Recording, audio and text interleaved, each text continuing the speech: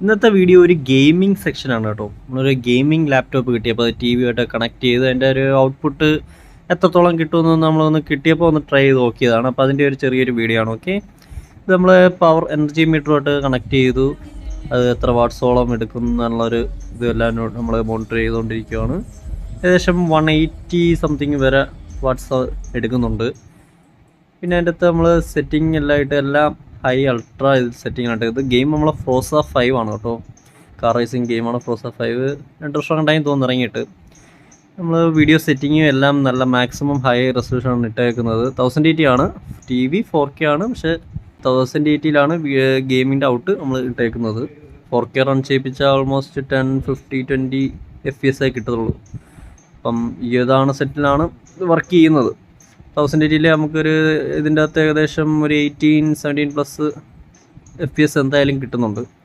T V 60 Hz refresh rate ആണ്. എന്നാൽ പോലും നമുക്കൊരു FPS അടിപൊളിയായിട്ട് കളിക്കാം. പക്ഷേ രണ്ടിലും ടി വിയുടെ ഡിസ്പ്ലേയും ലാപ്ടോപ്പിൻ്റെ ഡിസ്പ്ലേയും മോണിറ്ററിങ് ഡിസ്പ്ലേ നല്ല ക്വാളിറ്റി തന്നെ നല്ല വ്യത്യാസം കാണുന്നുണ്ട്. കാരണം ഇത് ഇച്ചിരി പഴയ ടി വി ആണ്, 3 കൊല്ലം മുമ്പുള്ള ടി വി ആണ്. പിന്നെ ലാപ്ടോപ്പ് കേസ് എന്ന് വെച്ചാൽ RTX 3060 ആണ് ഗ്രാഫിക് കാർഡ് വരുന്ന. Ryzen 7 5000 സീരീസ് പ്രോസസ്സറുമാണ്. 1 TB SSD HP Omen ആണ്. ഗെയിമിംഗ് സെക്ഷനിലൊരു അടിപൊളി സെഗ്മെൻറ്റാണ് ഈ HP Omen. Starting 18 to 1 lakh something അതിൻ്റെ അങ്ങോട്ടാണ് ഇതിൻ്റെ പ്രൈസ് റേഞ്ച് വരുന്നത്. പവർ കോഡ് കുത്തി വേണം നമ്മൾ ഗെയിമിംഗ് ലാപ്പ് എല്ലാം ഇത് ചെയ്യണമെന്ന് എല്ലാവർക്കും അറിയാമല്ലോ. എന്നാലേ അതിൻ്റെ മാക്സിമം പൊട്ടൻഷ്യൽ ഔട്ട് കിട്ടത്തുള്ളൂ.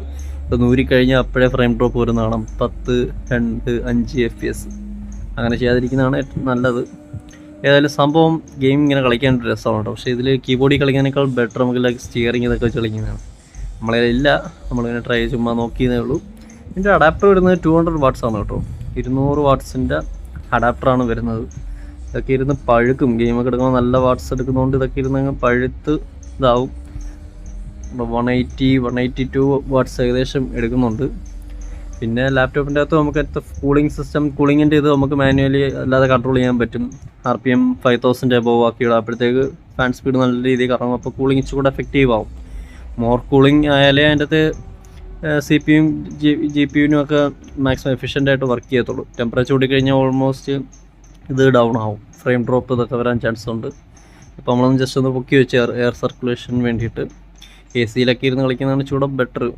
അല്ലാതെയും കുഴപ്പമില്ല. എനിവേ നല്ലൊരു സെഗ്മെൻ്റ് ആണ് കേട്ടോ. ഗെയിമിംഗ് സാധനമൊക്കെ എടുത്ത് വെച്ചിങ്ങനെ വെച്ച് കളിക്കാൻ. പക്ഷെ നമുക്ക് ഇതിൻ്റെ അകത്ത് ഓഡിയോ ഔട്ട് സ്റ്റീരിയോ HDMI വഴി സ്റ്റീരിയോ മാത്രമേ കിട്ടുന്നുള്ളൂ. അത് 5.1 ഞാൻ നോക്കിയിട്ട് കിട്ടിയില്ല.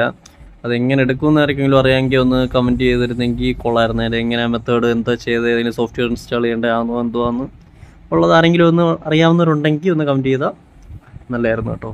കാരണം 5.1 കൂടെ കിട്ടുവാണെങ്കിൽ ഹോം തിയേറ്ററിൽ നിന്ന് കളിക്കാൻ സംഭവം കിട്ടില്ല. ഇത് GTA ഒക്കെ ഇനി അടുത്ത GTA 6 അപ്പോഴൊന്നും ഇതൊന്നും ഇതിലൊക്കെ ഓടും ഇതൊന്നും പറയാക്കത്തില്ല. അതൊക്കെ ഇനിയും ഒരു വർഷം 2 വർഷം എടുക്കുമെന്നാണ് പറയുന്നത്.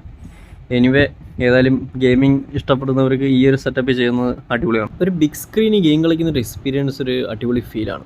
അപ്പം അതിൻ്റെ ഒരു ചെറിയൊരു വീഡിയോ ഉള്ളൂ. എൻ്റെ അടുത്ത് പ്രത്യേകിച്ച് വേറൊന്നുമില്ല. ഓക്കെ.